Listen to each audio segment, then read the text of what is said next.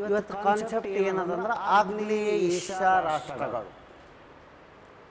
Asia ಖಂಡದಲ್ಲಿ ಆಗ್ನೇಯ ಅಂದ್ರೆ south East Asian countries.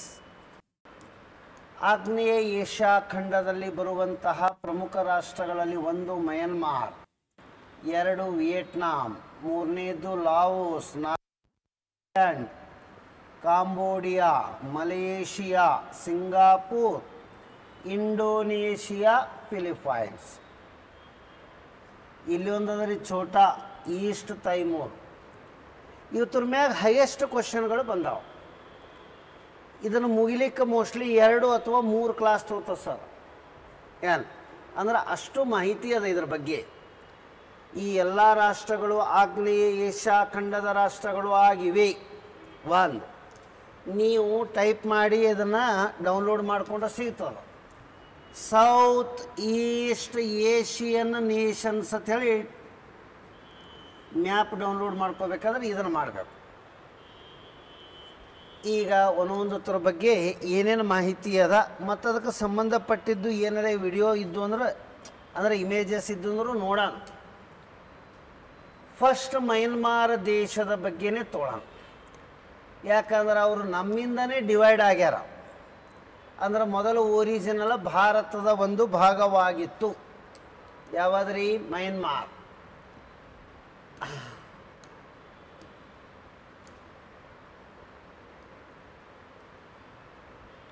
Myanmar ಇದು ಭಾರತದ ಒಂದು ಭಾಗ ಇತ್ತು, ಒರಿಜಿನಲ್.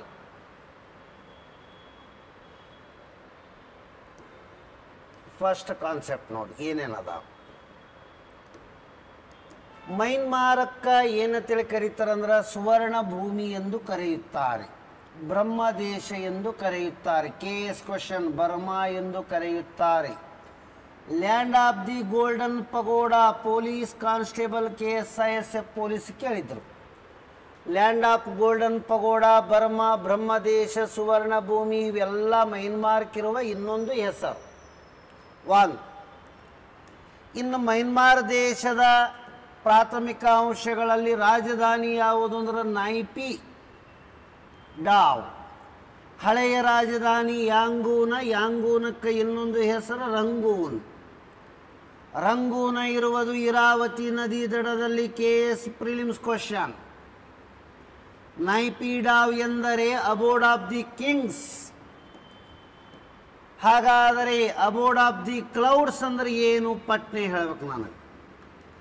ಅಬೋರ್ಡ್ ಆಫ್ ದಿ ಕ್ಲೌಡ್ಸ್ ಅಂದ್ರೆ ಯಾವುದಕ್ಕೆ ಕರಿಬೇಕು ಅನ್ನಂಗೆ. ಅಬೋರ್ಡ್ ಆಫ್ ದಿ ಕ್ಲೌಡ್ಸ್ ಎಂದರೆ ಮೇಘಾಲಯ ರಾಜ್ಯಕ್ಕೆ ಕರೀತಾರ. ಆ ರೀತಿ ಕರೆದವರು SP ಚಟರ್ಜಿ ಎನ್ನುವ ಭೂಗೋಳಶಾಸ್ತ್ರಜ್ಞರು ಕರೆದ. ಅದನ್ನು UPSC ಕ್ವಶನ್ ರೀ ಅದು. ನೆಕ್ಸ್ಟ್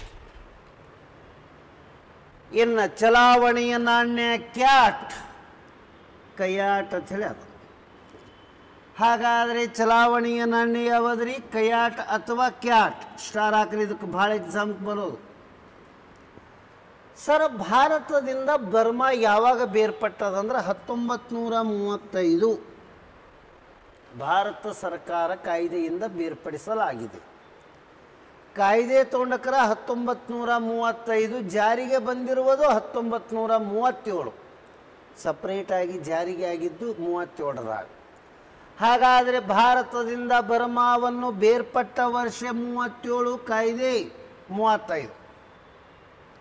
ಆಧುನಿಕ ಮಯನ್ಮಾರದ ಪಿತಾಮಹ ಯಾರು ಅಂದ್ರೆ ಆಂಗ್ ಸಾನ್. ಯಾರಿ? Aung San. ಯಾರು ಇವರು ಆಂಗ್ ಸಾನ್ ಎನ್ನುವವರು ಅನ್ನೋದು ಭಾಳ ಇಂಪಾರ್ಟೆಂಟ್. ಇಲ್ಲೊಂದು ವರ್ಡ್ ಅದ ನೋಡಿ, ಆಂಗ್ ಸಾನ್. ಸುಕಿ ಅಂತೇಳಿ ತೋಳ ನೀವು. ಆಂಗ್ ಸಾನ್ ಸುಕಿ ಇವರೇ ಇಲ್ಲ ನಾನು. ಹಾಗಾಗಿ ಆಂಗ್ ಸಾನ್ ಸುಕಿ ಇವರು ಯಾವ ದೇಶಕ್ಕೆ ಸಂಬಂಧಪಟ್ಟವರು ಅದಾರ ನೋಡಿ. ಅಮೇರಿಕಾದ ಅಧ್ಯಕ್ಷರ ಜೊತೆಗೇನೂ ಅದಾರ. ಹಾಗಾಗಿ ಆಂಗ್ ಸಾನ್ ಸುಕಿ ಇವ್ರ ಬಗ್ಗೆ ಒಂದಿಷ್ಟು ಪ್ರಾಥಮಿಕ ಮಾಹಿತಿಗಳು. ಯಾಕಂದ್ರೆ ಮೊನ್ನೆ ಇದನ್ನು ಪೊಲೀಸ್ ಎಕ್ಸಾಮ್ಗೂ ಕೇಳಿದರು. ಆಂಗ್ ಸಾನ್ ಸುಕಿ ಇವರು ಯಾವ ದೇಶದಲ್ಲಿ ಹೋರಾಟಗಾರರು ಅಥವಾ ರಾಜಕೀಯದಲ್ಲಿ ಅದರಂದ್ರೆ ಮಯನ್ಮಾರ್. ಇನ್ನು ಏನಂದ್ರೆ ಮಯನ್ಮಾರ್ ದೇಶದಲ್ಲಿದ್ದವರು ಕೆಲವು ದಿನಗಳ ಕಾಲ ರಾಜಕೀಯ ವಿಚಾರದಿಂದ ಇವರಿಗೆ ಒಯ್ದು ಜೈಲಿಗೆ ಹಾಕಲಾಗಿತ್ತು. ಎಲ್ಲಿ ಇವರ ಸಾಧನೆಗಳು ಇಷ್ಟೆಲ್ಲ ಅದಾವ.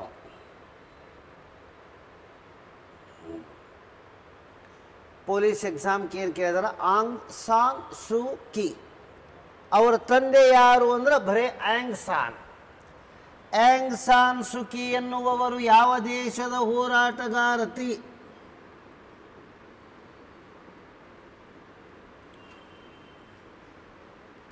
ಮಯನ್ಮಾರ್ ದೇಶದ ಹೋರಾಟಗಾರ. ಇಷ್ಟೇ ಹೇಳಿದ್ರು ಮೊನ್ನೆ ಪಿ ಸಿ ಆಗಿ ಹೋಗ್ತಿತ್ತು, ಈ ಟ್ರೈನಿಂಗ್ದಾಗ ಇರ್ತಿದ್ರು ಸರ್. ನೆಕ್ಸ್ಟ್ ಇದು ನಾನು ನೋಟ್ಸ್ ಇವಾಗ ಬರ್ದಿಲ್ಲ, ಮೊದಲೇ ಬರ್ದುದ್ದದ ಇದು. ನೆಕ್ಸ್ಟ್ ಈಗ ಅಬ್ಸರ್ವೇಷನ್ ಮಾಡಿ. ಇದು ಆದ ಬಳಿಕ ಮಯನ್ಮಾರ್ ದೇಶದಲ್ಲಿ ಹರಿಯುವ ಅಲ್ಲಿಯ ಜೀವ ನದಿ ಯಾವುದು ಅಂದರೆ ಇರಾವತಿ. ಇದು KS ಎಕ್ಸಾಮ್ 97ದ ಕೇಳ್ಯಾರ. ಮಯನ್ಮಾರ್ ದೇಶದಲ್ಲಿ ಹರಿಯುವ ಪ್ರಮುಖ ನದಿ ಯಾವುದು ಅಂದ್ರೆ ಇರಾವತಿ. ರೋಹಿಂಗ್ಯಾಗಳು ಅಂತೇಳಿ ಬರ್ತಾರ. ಈ ದೊಡ್ಡ ಸಮಸ್ಯೆ ಇವ್ರದ್ದು. ರೋಹಿಂಗ್ಯಾ ಎನ್ನುವ ಬುಡಕಟ್ಟು ಜನಾಂಗದವರು ಬಂಡುಕೋರರದಾರ. ಮಯನ್ಮಾರದಿಂದ ಭಾರತಕ್ಕೆ ಒಳನುಸುಳುತ್ತಾರೆ. ಮಯನ್ಮಾರ್ ಮತ್ತು ಬಾಂಗ್ಲಾದೇಶ ಎರಡೂ ತುರದೊಂದಿಗೆ ಗಡಿ ಹೊಂದಿರುವ ಭಾರತದ ಏಕೈಕ ರಾಜ್ಯ ಮಿಜೋರಾಂ. 97 KS ಎಕ್ಸಾಮ್ ಕೇಳಿದ್ದು. ಇಲ್ಲೊಂದು ಎರಡು ವಿಚಾರ ಹೇಳ್ತೀನಿ. 1857ರ ದಂಗೆಯ ಕುರಿತಾಗಿ ಪದ್ಯಗಳನ್ನು ಬರೆದಿರುವ ಕವಿ ಯಾರು? ಉರ್ದು ಭಾಷೆ. ಅಲ್ಲಿ ಆವಾಗ ಕವಿ ಯಾರು ಬರ್ದಾರ? ಪದ್ಯ ಬರ್ದಾನ. 1857ರ ದಂಗೆಯ ಕುರಿತು ಗಾಲಿಬ ಅಂತೇಳಿ ಬರೀತಾರೆ. ಯಾರು ಬರೀತಾರ್ರಿ? ಗಾಲಿಬ್. ಹಾಗಾದರೆ 1857ರ ದಂಗೆಯ ಹಿಂದೂಸ್ತಾನದ ಚಕ್ರವರ್ತಿ ಎಂಬ ಬಿರುದು ಹೊಂದಿದವರು ಯಾರು ಅಂದ್ರೆ ಬಹದ್ದೂರ್ ಶಾ ಜಫರ್ ಎರಡನೆಯ ಬಹದ್ದೂರ್ ಶಾ. ಅವನ ಕಾವ್ಯನಾಮ ಜಫರ್. ಅವನನ್ನು ಮತ್ತು ಅವನ ಪತ್ನಿ ಜೀನತ್ ಮಹಲಳನ್ನು ಇಬ್ಬರೂ ಹುಮಾಯೂನನ ಸಮಾಧಿಯಲ್ಲಿ ಅಡಗಿ ಕುಳಿತಾಗ ಬ್ರಿಟಿಷರು ಅರೆಸ್ಟ್ ಮಾಡ್ತಾರೆ. ಭಾಳ ಕರೆಕ್ಟ್ ಅಬ್ಸರ್ವ್ ಮಾಡಿ, ಇವೆಲ್ಲ ಕ್ವಶನ್ಸ್ ಕೇಳಿದ್ದು.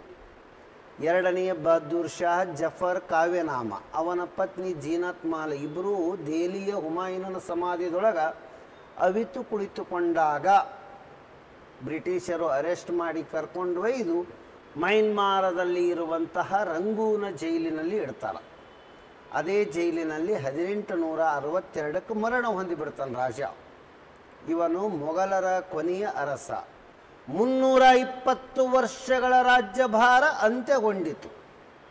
ಅಪ್ರಾಕ್ಸಿಮೇಟ್ಲಿ 1526ಕ್ಕೆ ಚಾಲುವಾಗಿತ್ತು, 1862ಕ್ಕೆ ಕ್ಲೋಸ್ ಆಯಿತು. ಹಾಗಾಗಿ ಏನಂದ್ರೆ ಮೊಘಲರ ಸ್ಥಾಪಕ ಬಾಬರ, ಕೊನೆಯ ಎರಡನೇ ಬಹದ್ದೂರ್ ಶಾ ಜಫರ್ ಎಲ್ಲಿ ಬಂಧನಕ್ಕೆ ಒಳಪಟ್ಟಿಲಾಯಿತು ಅಂದ್ರೆ ರಂಗೂನ ಜೈಲಿನಲ್ಲಿ ಅರೆಸ್ಟ್ ಮಾಡಿದ್ದರು. ಆ ಗೀತೆಗಳನ್ನು ಬರೆದಿರುವಂತಹ ಕವಿಯ ಹೆಸರು ಗಾಲಿಬ್. ಇದು ಒಂದು ಗೊತ್ತಿರಲಿ. ಮತ್ತೇನು ಹೇಳೋದ, ಮಯನ್ಮಾರ್ಕ ನಮಗೆ ಭಾಳ ಸಂಬಂಧಗಳದಾವ ತಿಳಿನಿ. ಬಾಲ್ ಗಂಗಾಧರ ತಿಲಕ್ ಅವರನ್ನು ಬ್ರಿಟಿಷರು ಅರೆಸ್ಟ್ ಮಾಡಿದ್ರು. 1908ರಲ್ಲಿ ಅರೆಸ್ಟ್ ಮಾಡಿ 6 ವರ್ಷಗಳ ಕಾಲ ಬಂಧನಕ್ಕೆ ಒಳಪಡಿಸಲಾಯಿತು. ಬ್ರಿಟಿಷರನ್ನು ವಿರೋಧಿಸಿ ತೀವ್ರವಾದಂತಹ ಪ್ರಚೋದನಕಾರಿ ಲೇಖನಗಳನ್ನು ಬರಿತಾ ಇದ್ರು ಇವರು. ಮರಾಠಿ ಭಾಷೆಯ ಕೇಸರಿ, ಹಾಗಾದರೆ ಇಂಗ್ಲೀಷ್ ಭಾಷೆಯ ಮರಾಠ ಪತ್ರಿಕೆದೊಳಗೆ. ಕನ್ಫ್ಯೂಷನ್ ಆಗಬಾರ್ದ್ರಿ ಪತ್ರಿಕೆಗಳು. ಮರಾಠ ಪತ್ರಿಕೆ ಇದು ಪತ್ರಿಕೆ ಹೆಸರ. ಭಾಷೆ ಯಾವುದಂದ್ರೆ ಇಂಗ್ಲೀಷ್ ಪ್ರಕಟಣೆ ಆಗೋದು. ಇನ್ನ ಒಂದು ಯಾವುದಿತ್ತು ಅಂದ್ರೆ ಒಂದು ಮರಾಠ ಆಯಿತು, ಕೇಸರಿ. ಇದು ಮರಾಠಿ ಲ್ಯಾಂಗ್ವೇಜ್ದೊಳಗೆ ಪ್ರಕಟಣೆ ಮಾಡ್ತಾ ಇದ್ವಿ. ಇಷ್ಟು ಮರಾಠಿ ಎನ್ನುವುದನ್ನು ಬರೆಯಲು ಮೂಡಿ ಲಿಪಿ ಬಳಸಲಾಗುತ್ತದೆ. IAS question. ಮೂಡಿ ಲಿಪಿ ಬಳಸ್ತಾರೆ. 1908ರಲ್ಲಿ ಭಾರತದಲ್ಲಿ ಅರಾಜಕತೆ ಸೃಷ್ಟಿಸಿದ್ದಕ್ಕಾಗಿ, ಅರಾಜಕತೆ ಅಂದರೆ ಜನರಲ್ಲಿ ಶಾಂತಿ ಹಾಳು ಮಾಡುವಂತಹ ಲೇಖನ ಬರೆದಿದ್ದಕ್ಕಾಗಿ 1908ರಿಂದ 14ರವರೆಗೆ 6 ವರ್ಷ ತಿಲಕ್ ಅವರಿಗೆ ಬಂಧನ ಆಯಿತು. ತಿಲಕ್ ಅವರನ್ನು ಬಂಧಿಸಿ ಪೂನಾದ ಯರವಾಡ ಜೈಲಿನಲ್ಲಿ ಇಡಲಾಯಿತು. ಯರವಾಡ ಜೈಲು ಎಲ್ಲಿ? ಪೂನಾ. ಆ ಪೂನಾದ ಯರವಾಡ ಜೈಲಿನಲ್ಲಿ ಬಂಧಿಸಿದಾಗ ತಿಲಕ್ ಅವರ ಸಾವಿರಾರು ಲಕ್ಷಾಂತರ ಅಭಿಮಾನಿಗಳು ತಂಡೋಪತಂಡವಾಗಿ ಆ ಜೈಲಿಗೆ ಹೋಗಿ ಭೇಟಿಯಾಗಲಿಕ್ಕೆ ಚಾಲೂ ಮಾಡೋದು. ಬ್ರಿಟಿಷರಿಗೆ ಬಂಧನ ಮಾಡಿದ್ದು ತಿಲಕ್ ಒಬ್ಬನಿಗೆ ಮೇಂಟೈನ್ ಮಾಡೋದು ದಿನ 5-6 ಸಾವಿರ ಮಂದಿಗೆ ಆದಂಗೆ ಆಗಿಬಿಡ್ತು. ದಿನ 4-5 ಸಾವಿರ ಮಂದಿ ಹೊಂಟ್ರು ಅವನಿಗೆ ಭೇಟಿಯಾಗಲಿಕ್ಕೆ. ತಿಲಕ್ ಅವರ ಅಭಿಮಾನಿಗಳು ಹಂಗಿದ್ರು. ಆಗ ಬ್ರಿಟಿಷರಿಗೆ ದೊಡ್ಡ ತಲೆನೋವಾಯಿತು. ದೊಡ್ಡ ತಲೆನೋವಾಗನ ಮುಂಬೈದೊಳಗೆ ಹೈಕೋರ್ಟ್ ಅಂದ್ರೆ ಮುಂಬೈ ಕೋರ್ಟ್ದೊಳಗೆ ಅದರ ವಿಚಾರಣೆ ಮತ್ತೊಮ್ಮೆ ನಡೆಸೋದು. ಇವರಿಗೆ ಪೂನಾದ ಜೈಲಿನಲ್ಲಿ ಇಟ್ಟರೆ ಅವರಿಗೆ ನಾವು ರಕ್ಷಣೆ ಕೊಡೋದಾಗಲ್ಲ ಮತ್ತು ಅವರ ಅಭಿಮಾನಿಗಳು ಕಂಡಾಪಟ್ಟಿ ಹೊಂಟರಂತೇಳಿ ಜೈಲು ಅಧಿಕಾರಿಗಳು ಮನವಿ ಸಲ್ಲಿಸಿದ್ರು ಮುಂಬೈ ಹೈಕೋರ್ಟ್ಗೆ. ಆಗ ಬಾಂಬೆ ಹೈಕೋರ್ಟಿನಲ್ಲಿ ವಿಚಾರಣೆ ಮತ್ತೊಮ್ಮೆ ಮಾಡಿ ಅವರಿಗೆ ಮ್ಯಾಂಡಾಲೆ ಜೈಲು ಬರ್ಮಾ ದೇಶಕ್ಕೆ ಒಯ್ದು ಅಂತ ಹೇಳೋದು. ಆ ಬರ್ಮಾ ದೇಶದ ಯಾವ ಜೈಲಿನಲ್ಲಿ ಇಟ್ಟರು ಅಂದ್ರೆ ರಂಗೂನದಲ್ಲಿ ಇರುವಂತಹ ಜೈಲು. ರಂಗೂನ್ ನಗರದಲ್ಲಿ ಇರುವ ಜೈಲಿನ ಹೆಸರು ಯಾವುದು ಅಂದ್ರೆ ಮ್ಯಾಂಡಾಲೆ ಜೈಲು.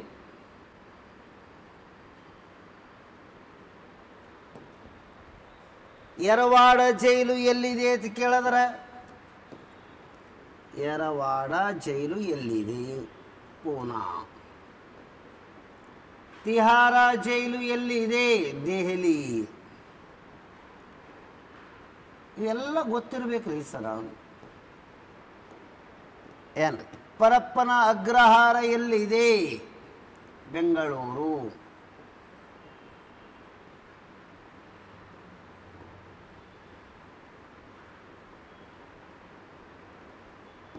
ಬೆಳಗಾವದಲ್ಲಿ ಇರುವ ಜೈಲಿನ ಹೆಸರು ಏನು? ಇದನ್ನು ನೀವು ಹೇಳಬೇಕೇ. ಹಾಗಾದರೆ ಪೋರ್ಟ್ ಬ್ಲೇಯರ್ ಅಥವಾ ಶ್ರೀ ವಿಜಯಪುರಮದಲ್ಲಿ ಇರುವುದು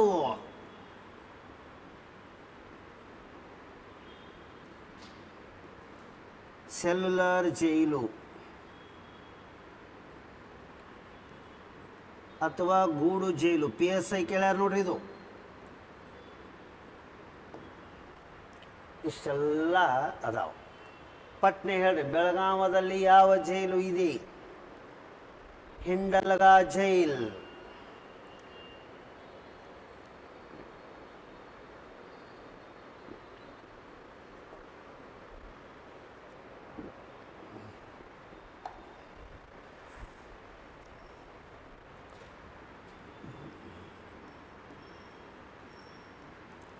ಕರ್ನಾಟಕದಲ್ಲಿ ಜೀವಾವಧಿ ಶಿಕ್ಷೆಗೆ ಒಳಪಟ್ಟವರನ್ನು ಲೈಫ್ ಸೆಂಟೆನ್ಸ್ ಅಂತಾರೆ.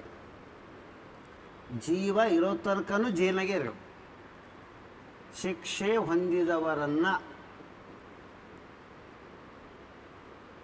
ಬೆಳಗಾಂ ಜೈಲಿನಲ್ಲಿ ಬಿಡುಗಡೆ, ಅಲ್ಲಿ ಬಂಧಿಸ್ತಾರೆ. ಎನ್ನ ರಂಗೂನ ಜೈಲಿನಲ್ಲಿ ಇದ್ದಾಗ ತಿಲಕ್ ಅವರು ಬರೆದಿರುವ ಪುಸ್ತಕ ಗೀತಾ ರಹಸ್ಯ. ಏನು ಸರ ಇದು ಗೀತಾ ರಹಸ್ಯ? ಭಗವದ್ಗೀತೆಯನ್ನ ಮರಾಠಿ ಭಾಷೆದೊಳಗೆ ಬರೆದು ಗೀತಾ ರಹಸ್ಯ ಎನ್ನುವ ಹೆಸರು ಕೊಟ್ಟರು. ಹಾಗಾದರೆ ಆ ಪುಸ್ತಕ ಎಲ್ಲಿದ್ದಕ್ಕರು ಬರೆದಾರಂದ್ರೆ ರಂಗೂನ ಜೈಲಿನಲ್ಲಿ ಅಥವಾ ಮ್ಯಾಂಡಾಲೆ, ರಂಗೂನದ ಮ್ಯಾಂಡಾಲೆ ಜೈಲಿನಲ್ಲಿದ್ದಾಗ ಬರೆದಾರ. IAS question. ಮಯನ್ಮಾರ್ ದೇಶದಲ್ಲಿ ಹಿಮಾಲಯದ ಮುಂದುವರೆದ ಭಾಗಗಳಿಗೆ ಪೇಗುಯೋಮ, ಅರ್ಕನಯೋಮ ಅಂತ. ಪೇಗುಯೋಮ, ಅರ್ಕನಯೋಮ ಅಂತ ಹೇಳಿ ಕರೀತಾರೆ. ಹಿಮಾಲಯದ ಮುಂದುವರೆದ ಭಾಗಗಳಿಗೆ ಪೇಗುಯೋಮ, ಅರ್ಕನಯೋಮ ಎರಡೂ IAS ಕ್ವಶನ್. ಹಿಮಾಲಯದ ಮುಂದುವರೆದ ಭಾಗಗಳಿಗೆ ಮಯನ್ಮಾರ್ ದೇಶದಲ್ಲಿ ಅಂಡಮಾನ್ ನಿಕೋಬಾರ್ ದ್ವೀಪಗಳಲ್ಲಿ ಪೇಗುಯೋಮ, ಅರ್ಕನಯೋಮ. ಈ ರೀತಿ ಗೊತ್ತಿರಬೇಕು. ಹಾಗಾದರೆ ಹಿಮಾಲಯವನ್ನು ಅಧ್ಯಯನ ಮಾಡಲು 4 ಭಾಗ ಮಾಡ್ಕೋತೀವಿ ಪ್ರಮುಖವಾಗಿ. ಒಂದನೇದ್ದು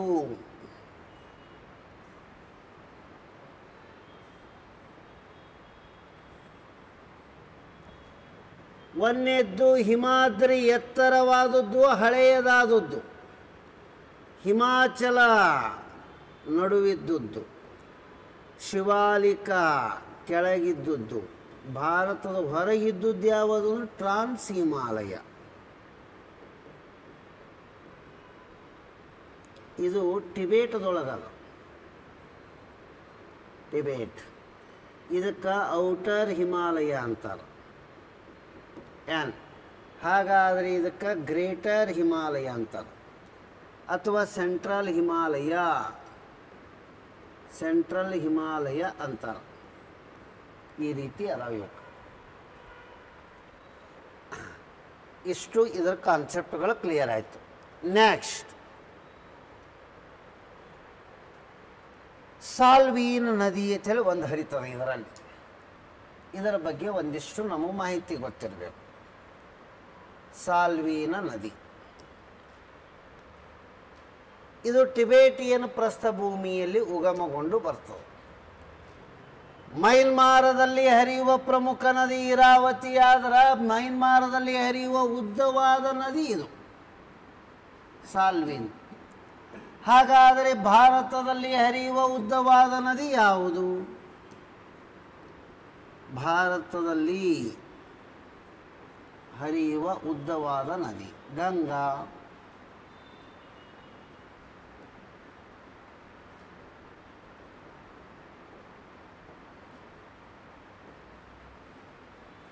ನೆಕ್ಸ್ಟ್, ಈ ಕಾನ್ಸೆಪ್ಟ್ ಗೊತ್ತಿಲ್ಲ.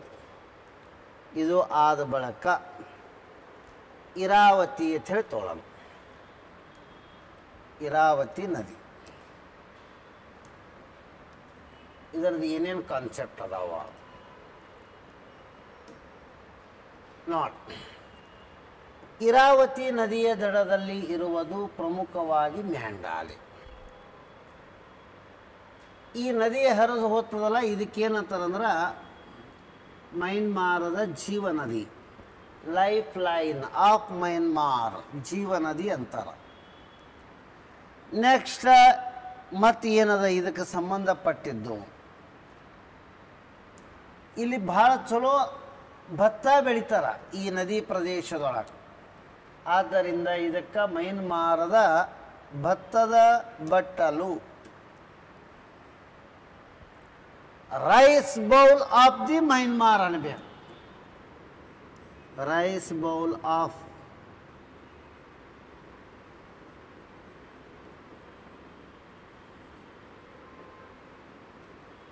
ಯಾವಾದ್ರಿ ಇದು? ಯಾವ ನದಿ ಪ್ರದೇಶ? ಇರಾವತಿ ನದಿ ಪ್ರದೇಶ.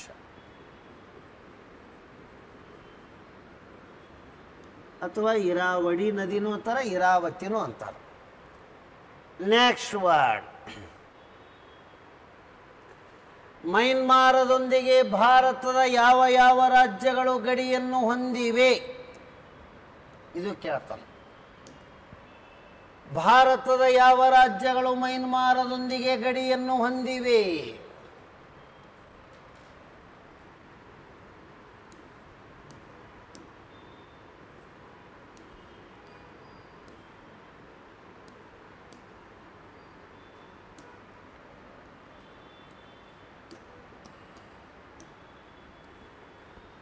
ಸ್ವಲ್ಪ ಅಬ್ಸರ್ವೇಷನ್ ಮಾಡಿ. ಫಸ್ಟ್, ಅರುಣಾಚಲ ಪ್ರದೇಶ್.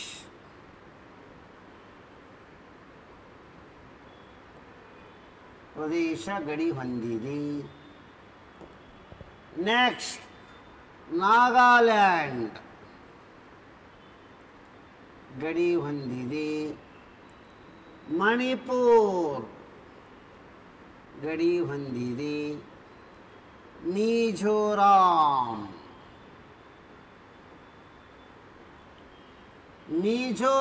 ಎರಡಕ್ಕ ಗಡಿ ಹೊಂದ್ಯದ. ಎರಡಕ್ಕಂದ್ರೆ ಯಾವ್ಯಾವು? ಈ ಕಡೆ ಬಾಂಗ್ಲಾದೇಶಕ್ಕೂ ಗಡಿ ಹೊಂದ್ಯದ, ಈ ಕಡೆ ಮೈನ್ಮಾರ್ ದೇಶಕ್ಕೂ ಗಡಿ ಹೊಂದ್ಯದ. ಇಟ್ಟೇ ಹೇಳಿದ್ರೆ ಕೆ ಎಸ್ ಎಕ್ಸಾಮ 97ನೇ ಇಸ್ವಿ ಪಾಸ್ ಆಗ್ತಿತ್ತು.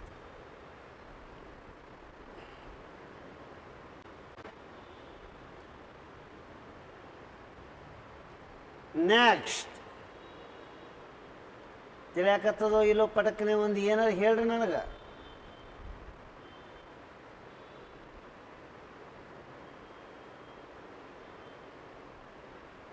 ಪಟ್ಟ ಹೇಳ್ರಿ ನೋಡೋಣ. ವಿನಾಯಕ್ ಭಾರಿ ಫಾಸ್ಟ್ ಹೇಳ್ಬೇಕು.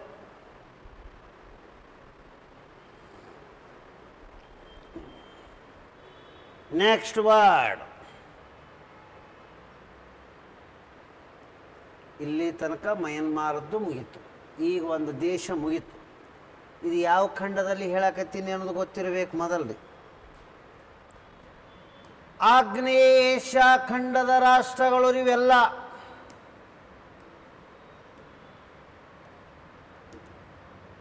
ಲಾವೋಸ್,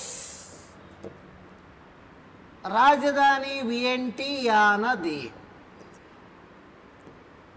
ಭಾಷೆ ಲಾವೋ, ಏನೋ ಒಂದು ಭಾಷೆ ಫ್ರೆಂಚ್ನು ಮಾತಾಡ್ತಾರ. ಆಗ್ನೇಯ ಏಷ್ಯಾ ಖಂಡದಲ್ಲಿ ಭೂ ಆವೃತವಾದ ಏಕೈಕ ದೇಶ ಇದೆ. ಹಂಗಂದ್ರೆ ಏನು ಸರ? ಹಂಗಂದ್ರೆ ಇದನ್ನು ಅಬ್ಸರ್ವೇಷನ್ ಮಾಡಿ.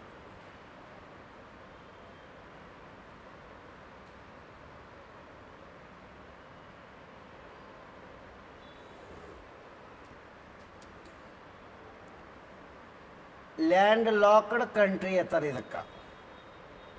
ಏನಂತಾರೆ? Land locked country.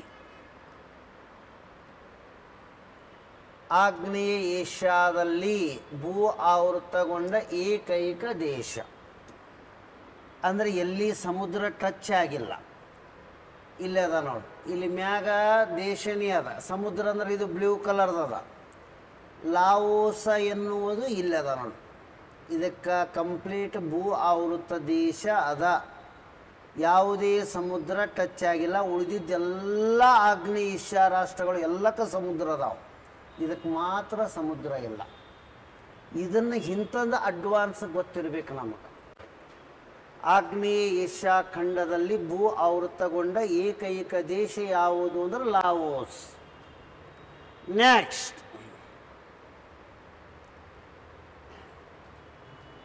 ವಿಯೆಟ್ನಾಂ ದೇಶ ಅಂತೇಳಿ ಬಂದದ್ದು. ವಿಯೆಟ್ನಾಂ ದೇಶ ಏನೇನದ? ವಿಯೆಟ್ನಾಂ ದೇಶದ ರಾಜಧಾನಿ ಹನೋಯಿ. ಇದರಲ್ಲಿ ಪ್ರಮುಖವಾದ ನಗರ ಹೋ ಚಿ ಮಿನ್ ಸಿಟಿ.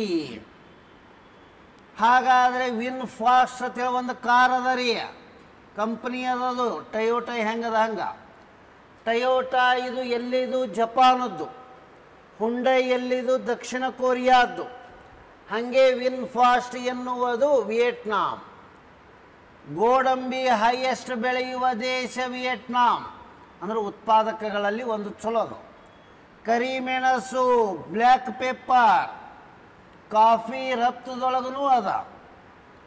ವಿಯೆಟ್ನಾಂ ನಗರದ ಈ ದೇಶದ ಚಳುವಳಿಗಾರನ ಹೆಸರೇ ಹೋ ಚಿ ಮಿನ್. ಅವನ ಹೆಸರಲ್ಲೇ ಊರದ ಒಂದು. ಆ ಹೋ ಚಿ ಮಿನ್ ನಗರದ ಹಳೆಯ ಹೆಸರು ಸೈಗಾನ್. UPSC ಪ್ರಿಲಿಮ್ಸ್ ಹೊಂದಿಸಿ ಬರೆಯದಾಗ ಕೇಳಿದ್ರು ಓಲ್ಡ್ ನೇಮ್ ನ್ಯೂ ನೇಮ್ದಾಗ. 5-6 ಕ್ವಶನ್ ಅವು, ಬಟ್ ಭಾಳ ಅದ್ಭುತ ಅದಾವು. ಹಾಗಾದರೆ ವಿಯೆಟ್ನಾಂ ದೇಶ ಎಲ್ಲಿ ಬರ್ತದ ಅದು ನೋಡ್ಬೇಕು ನಾವು. ಫಸ್ಟ್ ಏಷ್ಯಾ ಖಂಡದಲ್ಲಿ ವಿಯೆಟ್ನಾಂ ದೇಶದ ಪಾತ್ರ ಎಲ್ಲದ? ಇಲ್ಲದ.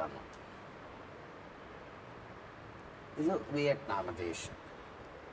ಇವು ಏನು ಕಂಪ್ಲೀಟ್ ಇದು ಒಂದು ಏನಂದ್ರೆ ಪಿಂಕ್ ಟೈಪ್ ಕಲರ್ ಅದಲ್ಲ, ಇದು ಎಲ್ಲ ಏನಂದ್ರೆ ವಿಯೆಟ್ನಾಂ. ಇಲ್ಲೊಂದು 4-5 ವಿಚಾರ ತೋತೀನಿ ನಾನು. ವಿನ್ ಫಾಸ್ಟ್ ಕಂಪನಿ ಕಾರ್ನು ಒಂದು ನೋಡೇ ಬಿಡಿ. ವಿನ್ ಫಾಸ್ಟ್ ಕಂಪನಿ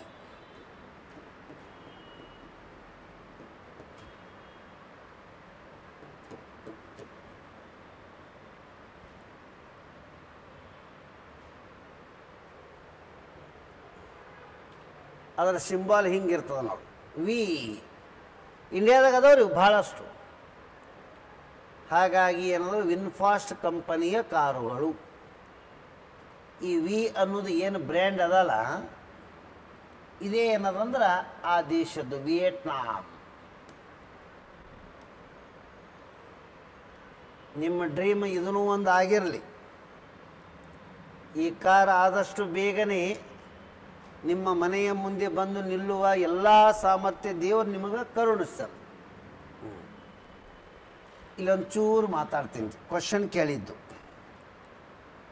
ಗೋಡಂಬಿ ಅಂಥೇಳಿ ಹೇಳಿದೆವು ನಾವು. ಗೋಡಂಬಿಗೆ ಗೇರು ಬೀಜ ಅಂತೇಳಿ ಕರೀತಾರೆ ಕರಾವಳಿದೊಳಗೆ. ಗೇರು ಬೀಜಗಳು ಅಂತೇಳಿ ನಾವು ಕರೀತಾರಂತ. ಗೋಡಂಬಿ ಬೆಳಿಬೇಕು ಅಂದ್ರೆ ಪಶ್ಚಿಮ ಘಟ್ಟಗಳಲ್ಲಿ ಚಲೋ ಇರ್ತವೆ. ಗೋಡಂಬಿ ಎಲ್ಲಿ ಬೆಳೀತಾರೀ? ಪಶ್ಚಿಮ ಘಟ್ಟಗಳಲ್ಲಿ ಬೆಳೀತದೆ. ಪಶ್ಚಿಮ ಘಟ್ಟಗಳಲ್ಲಿನೇ ಯಾಕೆ ಬೆಳೀತದೆ ಅಂದ್ರೆ ಇದಕ್ಕೆ ಎಂಥ ಮಣ್ಣು ಬೇಕು? ಲ್ಯಾಟ್ರೈಟ್ ಮಣ್ಣು ಬೇಕು. ಲ್ಯಾಟ್ರೈಟ್ ಮಣ್ಣಿನಲ್ಲಿ ಬೆಳೀತದ. ಇದರ 2 ಕ್ವಶನ್ ಬಂದು ನಮಗೆ. ಗೋಡಂಬಿ ಪ್ರಮುಖವಾಗಿ ಎಲ್ಲಿ ಬೆಳೆಯಲಾಗುತ್ತದೆ? ಮಲೆನಾಡು ಪ್ರದೇಶ ಮತ್ತು ಪಶ್ಚಿಮ ಘಟ್ಟಗಳ. ಮಲೆನಾಡು ಅಂದ್ರೆ ಅದೇ ಪಶ್ಚಿಮ ಘಟ್ಟದ ಒಂದು ಭಾಗ ರೀ. ಕೋಸ್ಟಲ್ ಏರಿಯಾದಾಗ ಬೆಳಿತೇವೆ ನಮ್ಮಲ್ಲಿ. ಸ್ಪೆಷಲಿ ಉತ್ತರ ಕನ್ನಡ, ಉಡುಪಿದೊಳಗೆ ಭಾಳ ಬೆಳೀತಾರೆ. ಹಾಗಾದರೆ ಗೋಡಂಬಿ ಪಶ್ಚಿಮ ಘಟ್ಟಗಳಲ್ಲಿ ಲ್ಯಾಟ್ರೈಟ್ ಮಣ್ಣಿನಲ್ಲಿ ಪಶ್ಚಿಮ ಘಟ್ಟಗಳು ಗೋಡಂಬಿಗೆ. ಈ ದಕ್ಷಿಣ ಕನ್ನಡ ಜಿಲ್ಲಾದೊಳಗೆ ಎಂಡೋಸಲ್ಫಾನ್ ಅಂಥೇಳಿ ಇದಕ್ಕೆ ರೋಗ ನಿವಾರಣೆಗೆ ಔಷಧಿ ಹಾಕ್ತಿದ್ರು. ಈ ಎಂಡೋಸಲ್ಫಾನ್ ಅಂಥೇಳಿ. ಎಂಡೋಸಲ್ಫಾನ್ ಔಷಧಿ ಎಷ್ಟು ದುಷ್ಪರಿಣಾಮ ಉಂಟು ಮಾಡ್ತು ಮಾನವ ಸಮುದಾಯದ ಮೇಲೆ ಮತ್ತು ಪರಿಸರದ ಮೇಲೆ ಅಂದ್ರೆ, ಎಂಡೋಸಲ್ಫಾನ್ ಎಫೆಕ್ಟ್ಸ್ ಇನ್ ಕೆನರಾ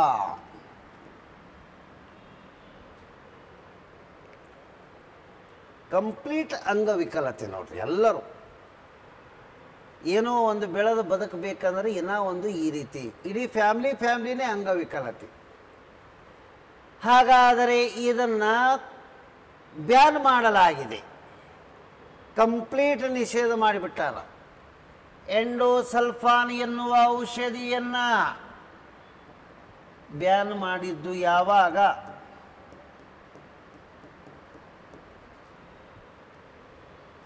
ಕರ್ನಾಟಕದಲ್ಲಿ ಎಂಡೋಸಲ್ಫಾನ್ ಎನ್ನುವ ಈ ಔಷಧಿಗಳನ್ನು ಬಳಸಬಾರದು ಅಂತೇಳಿ 2011ಕ್ಕೂ ಬ್ಯಾನ್ ಮಾಡ್ಯಾರ. ಅಂದ್ರೆ ಇದರದಿಂದ ಎಷ್ಟು ಜೀವಿಗಳಿಗೆ ತೊಂದರೆಯಾಗಿರಬೇಕು ನೋಡಿ. ಹಾಗಾದರೆ ನಿಷೇಧಗೊಳಿಸಿದ್ದು 2011ಕ್ಕೆ. ಏನು ಇಫೆಕ್ಟ್ ಆಗ್ಯದ? ಅಂಗವಿಕಲತೆ, ಬುದ್ಧಿಮಾಂದ್ಯತೆ ಎಲ್ಲ ಲಕ್ಷಣಗಳು ಅದಾವೆ. ಹಾಗಾಗಿ ಯಾವನೋ ಒಬ್ಬ ಒಳ್ಳೇದು ಕಂಡು ಹಿಡ್ದವನಿಗೆ ಬೇಯತ್ತಪ್ಪ, ಅವ ಚಲೋದ ತಿಳಿ ಆಗಲಿ ತಿಳಿ, ಆದ್ರೆ ಅದರ ಸೈಡ್ ಇಫೆಕ್ಟ್ಸ್ ಹಿಂಗೆಲ್ಲ ಇರ್ತಾವೆ ನಂಗೆ. ಇನ್ನು ಕರಿಮೆಣಸು ಅಂಥೇಳಿ ಅದ, ಬ್ಲ್ಯಾಕ್ ಪೆಪ್ಪರ್. ಕರಿಮೆಣಸಿಗೆ ಪ್ರಾಚೀನ ಕಾಲದಲ್ಲಿ ಏನಂತಿದ್ರು ಅಂದ್ರೆ ಬ್ಲ್ಯಾಕ್ ಗೋಲ್ಡ್ ಅಂತೇಳಿ ಕರೀತಿದ್ರು. ಇಟ್ಟು ಹೇಳಿದ್ರೆ ಸೆಂಟ್ರಲ್ TET ಪಾಸ್ ಆಯ್ತು. ಇದಕ್ಕೆ ಕಪ್ಪು ಬಂಗಾರ ಎಂದು ಕರೆಯುವರು. ಇದಕ್ಕೆ ಯವನ ಪ್ರಿಯ ಎಂದು ಕರೆಯುವರು. ಯವನ ಪ್ರಿಯ ಎನ್ನುವುದು ಕೇಸ್ ಕ್ವಶನ್. ಯವನರು ಎಂದರೆ ಗ್ರೀಕರು, ಯವನ ಪ್ರಿಯ ಎಂದರೆ ಕರಿಮೆಣಸು. ಕರಿಮೆಣಸು ಖಾರ ಯಾಕಿರ್ತದಂದ್ರೆ ಅದರೊಳಗೆ ಯುಜಿನಾಲ್ ವಸ್ತು ಇರ್ತದೆ. ಪೊಲೀಸಿಗೆ ಕೇಳಿದ್ರೆ ಕರಿಮೆಣಸು ಇದು ಒಂದು ಏನು? ಬಳ್ಳಿ.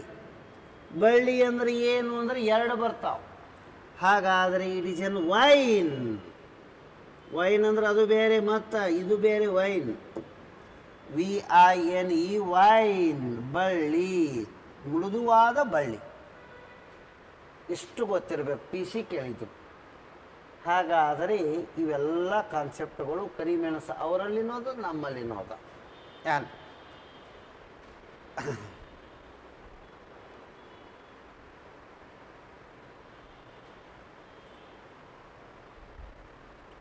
ನೆಕ್ಸ್ಟ್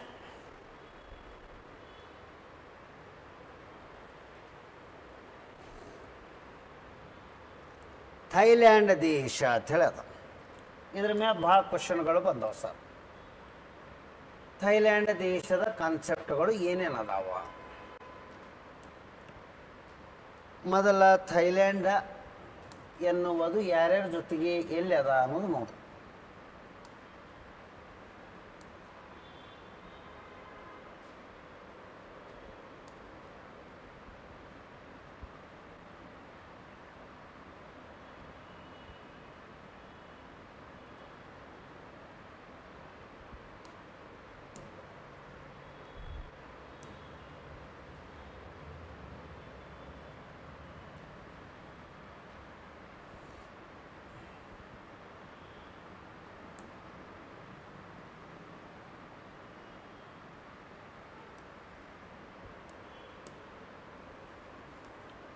ಥೈಲ್ಯಾಂಡ್ ಇದು ಆಗ್ನೇಯ ಏಷ್ಯಾ ರಾಷ್ಟ್ರಗಳಲ್ಲಿ ಬರುವ ದೇಶ.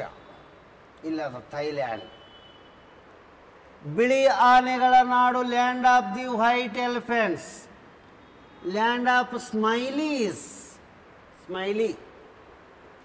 ಹಾಗಾದರೆ ಲ್ಯಾಂಡ್ ಆಫ್ ಏನ್ರಿ? ಸ್ಮೈಲಿ.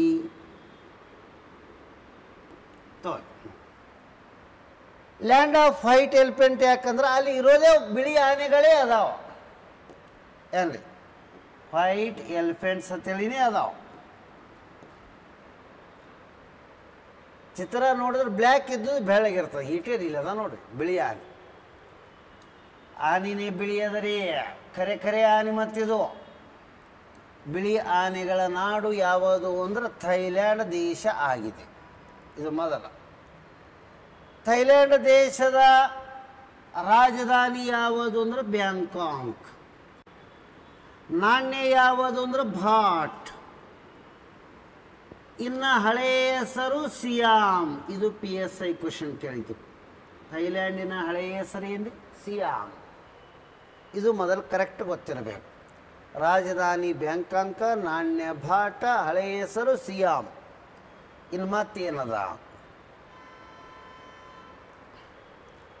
ಥೈಲ್ಯಾಂಡ್ಗೆ ಸಂಬಂಧಪಟ್ಟಿದ್ದು ಅತಿ ಹೆಚ್ಚು ಬಾರಿ ಏಷ್ಯನ್ ಕ್ರೀಡಾಕೂಟಗಳು ನಡೆದಿರುವುದು ಎಲ್ಲಿ? ಥೈಲ್ಯಾಂಡ್ ದೇಶದ ಬ್ಯಾಂಕಾಕ್ ನಗರದಲ್ಲಿ ನಡೆದಿವೆ. ಎಷ್ಟು ಬಾರಿ ನಡೆದವ? 4 ಬಾರಿ. ಆಗ್ನೇಯ ಏಷ್ಯಾ ರಾಷ್ಟ್ರಗಳಲ್ಲಿ ಬ್ರಿಟಿಷರ ಆಳ್ವಿಕೆಗೆ ಒಳಪಡಲಾರದ ಏಕೈಕ ದೇಶ ಥೈಲ್ಯಾಂಡ್. ಈ ದೇಶವನ್ನು ಒಬ್ಬ ರಾಜ ಆಳ್ತಿದ್ದ. ಇದು ಬ್ರಿಟಿಷರ ಆಳ್ವಿಕೆಗೆ ಒಳಪಟ್ಟಿಲ್ಲ.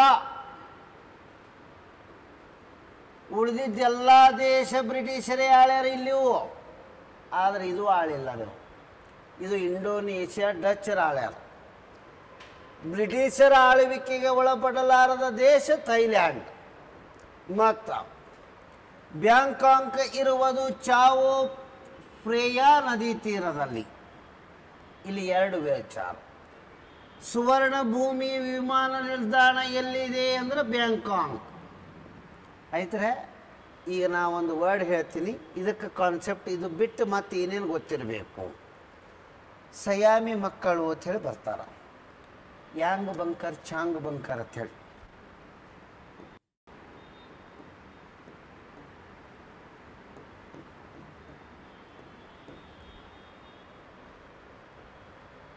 ಇವರೇ ನೋಡಿ ಇವರಿಬ್ಬರು ಸಯಾಮಿ ಮಕ್ಕಳು. ಇವರು ಮೈನ್ಮಾರ್ ದೇಶದಾಗ ಹುಟ್ಟಿದ್ದು. ಇವ್ರ ಹೆಸರು 1811 ಹುಟ್ಟ್ಯಾರ. ಎಲ್ಲಿ ಹುಟ್ಟ್ಯಾರ ಅಂದ್ರೆ ಥೈಲ್ಯಾಂಡದಲ್ಲಿ ಹುಟ್ಟ್ಯಾರ. ಅವತ್ತು ಥೈಲ್ಯಾಂಡಕ್ಕೆ ಏನಂತಿದ್ರಿ ಹೆಸರು? ಸಯಾಮ್. ಆ ದೇಶದಾಗ ಹುಟ್ಟಿದ್ದಕ್ಕೆ ಇದನ್ನು ಸಯಾಮಿ ಮಕ್ಕಳ ಅಂತೇಳಿ ಹೆಸರು ಬಂತು. ಅವ್ರ ಹೆಸರು ಯಾಂಗ್ ಬಂಕರ್, ಚಾಂಗ್ ಬಂಕರ್. ಯಾಂಗ್ ಬಂಕರ್, ಚಾಂಗ್ ಬಂಕರ್ ಅಂತೇಳಿ ಬರ್ತಾರೆ. ದೇಹ ಅಂಟುಕೊಂಡಿರ್ತದೆ, ಏನು ಮಾಡಿದ್ರು ಬೇರ್ಪಡಿಸೋಕೆ ಬರಲ್ಲ. ಇವ್ರು ಇಬ್ಬರ ನಡಬರಕ ಹಾರ್ಟ್ ಒಂದೇ ಅದ, ದೇಹ ಮಾತ್ರ ಎರಡು ಅದಾವ. ಯಾವಾಗಲೂ ಜೊತೆಗೆ ಇರ್ತಾರ. ಸರ್ ಅಂತ ಎಷ್ಟೋ ಮಕ್ಕಳು ಹುಟ್ಟಿದ್ದು ನೋಡಿ, ಎರಡು ಪುಟಾಣಿಗಳು ಏನು ಇಲ್ಲಿ ನೋಡಿ, ಇವು ಕಾಯಂ ಹಿಂಗೆ ನೋಡ್ರೇನು. ಹಾಗಾಗಿ ಏನದಲ್ಲ ಇಲ್ಲೊಂದಿಟ್ಟು ಇವತ್ತು ಒಂದು ಮಕ್ಕಳದ ವಿಶೇಷ ನೋಡಿ, ಪಾಪ ತಲೆನೇ ಕೂಡ್ಯಾವ, ಜೀವನ ಪೂರ್ಣ ಹಂಗೆ ಇರಬೇಕು. ಇದಕ್ಕೊಂದು ಕಾನ್ಸೆಪ್ಟ್ ಹೇಳ್ಸರ, ಆ ಮಕ್ಕಳನ್ನು ನೋಡಿದ ತಕ್ಷಣ ನಮಗೆ ನಿಮಗೆ ಅಯ್ಯೋ ಅನ್ನಿಸ್ತಾವೆ. ಬಟ್ ಅವರು ಬೈ ಬರ್ತದಿಂದನೂ ಅದಕ್ಕೆ ಹೊಂದಾಣಿಕೆಯಾಗಿಯೇ ಬದುಕ್ತಾರೆ. ಅವರು ಆ ಜೀವನವನ್ನು ಖುಷಿದಿಂದನೇ ಇರ್ತಾರೆ. ನಾವು ನೋಡಿದವರಿಗೆ ಒಂದು ಏನೋ ಕರುಣೆ ಅನ್ನಿಸ್ತವೆ. 10th ಎಕ್ಸಾಮ ಕಾಲಾಗ ಪೆನ್ ಹಿಡಿದು ಬರೆಯೋರು ನೋಡಿ ಅಯ್ಯೋ ಅನ್ನಿಸ್ತಲ್ಲ. ಬಟ್ ಪೆನ್ ಹಿಡಿದು ರೂಢಿ ಮಾಡ್ಕೊಂಡು ಅದರದಿಂದ ಹ್ಯಾಪಿ ಇರ್ತಾರೆ ಅವರು. ಒಬ್ಬ ಕುರುಡನ್ ಇರ್ತಾನೆ, ಅವ್ರ ಬಗ್ಗೆ ನಮ್ಮ ಕನಿಕರ ಕರುಣೆ ಇರ್ತದೆ. ಬಟ್ ಕುರುಡನಾದವನಿಗೆ ದುಃಖ ಇರಲ್ಲ, ನನಗೆ ಕಣ್ಣಿಲ್ಲ ಅಂಥೇಳಿ. ಯಾಕಂದ್ರೆ ಅವ ಜಗತ್ತು ಏನೂ ನೋಡಿರಲ್ಲ, ಕೇವಲ ಭಾವನಾತ್ಮಕವಾಗಿರ್ತಾನೆ. ಹಾಗಾಗಿ ನಮ್ಮ ಕಣ್ಣದವ, ನಿನ್ನ ಕಣ್ಣಿಲ್ಲ ಅಂದ್ರೂ ಅವ ಬರೀ ಹೂ ಅತ್ತಾನ. ಕಣ್ಣು ಅಂದರೆ ಎಂಥವು ಇರ್ತಾವನ್ನೋ ನೋಡೇ ಇಲ್ಲ ಅವ. ಮತ್ತು ಎರಡನೇದು, ಪ್ರಪಂಚದಾಗ ಚಂದ ಇದ್ದವರು, ಸುಂದರ ಅದರ, ಸುಂದರಿ ಅದರ ಹಿಂಗೆ ಹೇಳಿದ್ರು ಅವ ಏನೂ ಬಿಲೀವ್ ಮಾಡಲ್ಲ. ಯಾಕಂದ್ರೆ ಅವ ಯಾರನ್ನು ನೋಡಿ ಈ ರೀತಿ ಇವ್ರು ಚಂದ ಅದರ ಇವ್ರು ಇಲ್ಲ ಅಂತೇಳಿ ಅವ ತನ್ನಷ್ಟಕ್ಕೆ ತಾನೇ ನಾನೇ ಹೆಚ್ಚು ಸುಂದರವಾಗಿದ್ದೀನಿ ಅನ್ನೋ ಫೀಲ್ದಾಗೆ ಬದುಕ್ತಾನೆ. ಅದಕ್ಕೆ ಅವ್ರ ಬಗ್ಗೆ ನಮಗೆ ನಿಮಗೆ ಕರುಣೆ ಇರ್ತದೆ. ಬಟ್ ಅವರು ತಮ್ಮಷ್ಟಕ್ಕೆ ತಾವು ಮೋಸ್ಟ್ ಹ್ಯಾಪಿಯೆಸ್ಟ್ ಪರ್ಸನ್ ಇರ್ತಾರೆ. ಅವರಲ್ಲಿ ಕಲ್ಮಶ ಭಾವನೆಗಳಿರಲ್ಲ, ಯಾವ ವಸ್ತುನೂ ಕಾಣಲ್ಲ, ಇದನ್ನು ಕಳ್ಳತನ ಮಾಡಬೇಕು ಅನ್ನೋ ಫೀಲ್ ಇರಲ್ಲ. ಒಂದು ಥರ ದೇವರ ಸ್ವರೂಪವಾಗಿರ್ತಾರೆ ಅವರೆಲ್ಲ. ಏನ್ರಿ, ಕಲ್ಮಶ ಭಾವನೆ ಇರಲ್ಲ, ಯಾರ ಬಗ್ಗೆ ಅಸೂಯೆ ಇರಲ್ಲ. ಅವ ಚಂದ ಅದರ, ಇವ್ರು ಚಂದಿಲ್ಲ, ಇಂಥವು ಯಾವುದೂ ಇಲ್ಲ. ಹಾಗಾಗಿ ದೇವರ ಪ್ರತಿರೂಪ ಅಥವಾ ಸ್ವರೂಪವೇ ಇವರೆಲ್ಲ ಇರ್ತಾರೆ ಅಂದಂಗ. ಇಲ್ಲಿ ಸ್ವಲ್ಪ ಅಬ್ಸರ್ವೇಷನ್, ಮಾತೃ ಅವಳಿ ಭಾತೃ ಅವಳಿ ಅಂತೇಳಿ ಎರಡು ಹುಡ್ತಾವೆ. ಮಾತೃ ಅವಳಿ ಭಾತೃ ಅವಳಿ.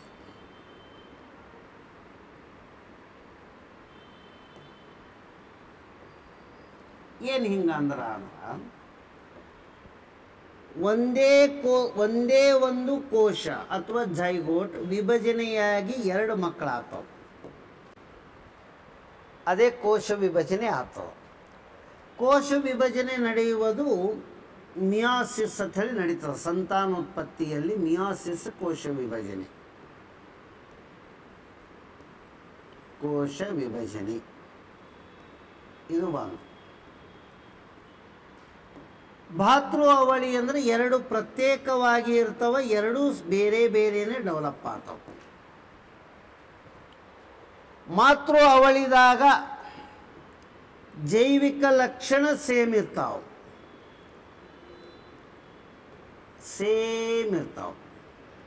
ಜೈವಿಕ ಲಕ್ಷಣ ಸೇಮ್ ಇರಲ್ಲ. ಹಂಗಂದ್ರೆ ಎರಡೂ ಗಂಡರೇ ಇರ್ತಾವ, ಎರಡೂ ಹೆಣ್ಣರೇ ಇರ್ತಾವ.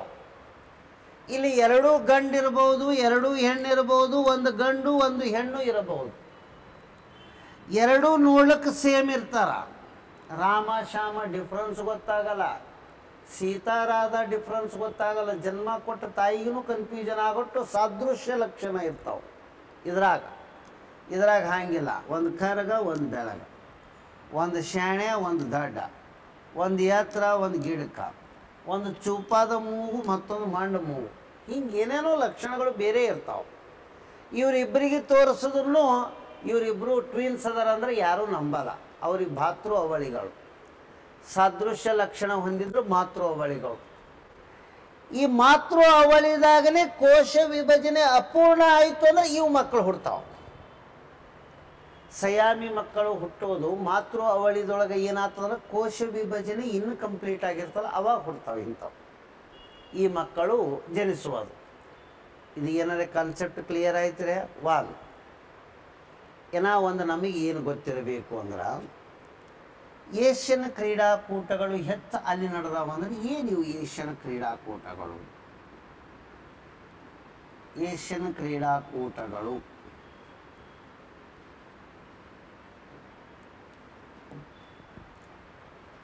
ಹೂ ಈಸ್ ಫಾದರ್ ಆಫ್ ಏಷ್ಯನ್ ಕ್ರೀಡಾಕೂಟಗಳು ಅಂತ ಕೇಳಿದ್ರ ಪಟಿಯಾಲದ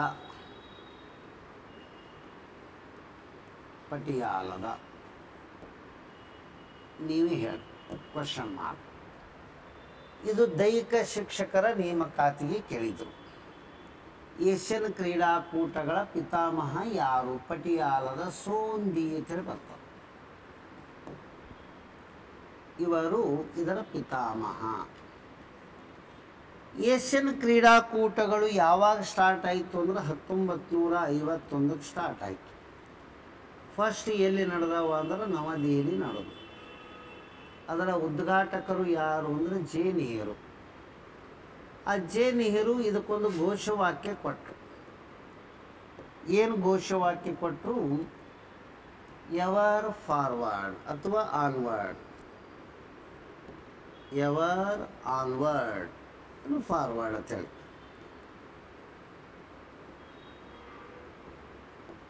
ಯಾವಾಗಲೂ ಮುನ್ನುಗ್ಗು ಅಂಥೇಳಿ ಆ ಘೋಷವಾಕ್ಯ ಕೊಟ್ಟರು. ಇವರೇ ಕೊಟ್ಟರು.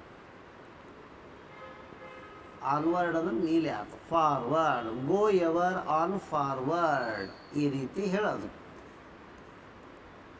ಮುಂದೆ 1984ಕ್ಕೆ ನಮ್ಮಲ್ಲೇ ನಡೆದು ಮತ್ತು ನವದೆಹಲಿ.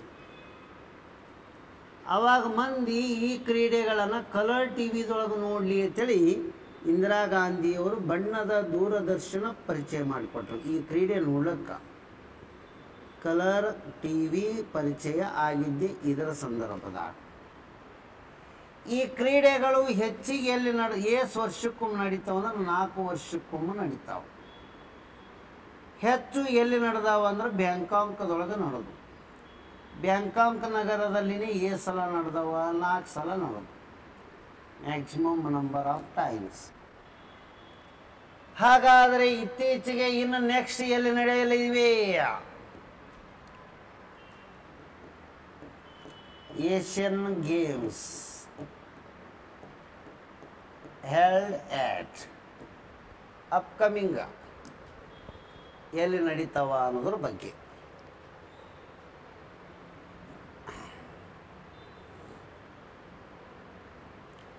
ಎರಡು 2024ದಾಗ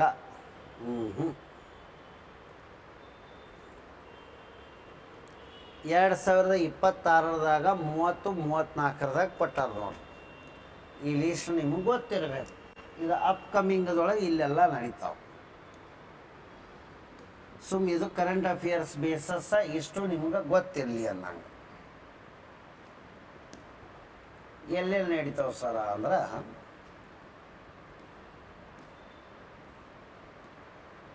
2026ರಲ್ಲಿ ಏಷ್ಯನ್ ಕ್ರೀಡಾಕೂಟಗಳು ನಡೆಯುವುದು ಜಪಾನ್ ದೇಶದ ನಗೋಯಾ.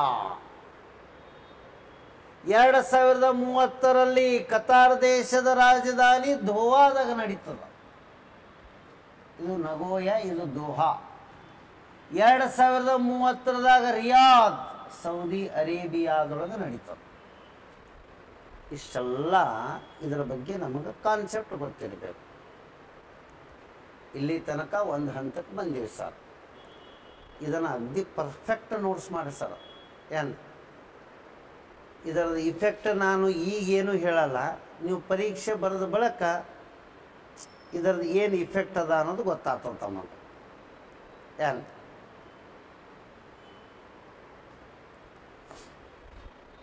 ಈ ತರಗತಿಗಳ ಕುರಿತು ಅಂದರೆ ಈ ಬ್ಯಾಚಿನ ಕುರಿತು ನಿಮ್ಮ ಸ್ನೇಹಿತರಿಗೂ ತಿಳಿಸಿ. ಇದಕ್ಕೆ ಹೊರೆಯಾಗುವ ಫೀಸ್ ಇಲ್ಲ, ಕೇವಲ 50 ರೂಪಾಯಿ ಫೀಸ್ ಇಟ್ಟೀನಿ. ಅಂದ್ರೆ ಆ ಒಂದು ಟೈಮಿಂಗಕ್ಕೆ ನಿಮ್ಮ ಭೇಟಿ ಆಗುವ ಉದ್ದೇಶಕ್ಕಾಗಿ. ಎಲ್ಲರಿಗೂ ಧನ್ಯವಾದಗಳು.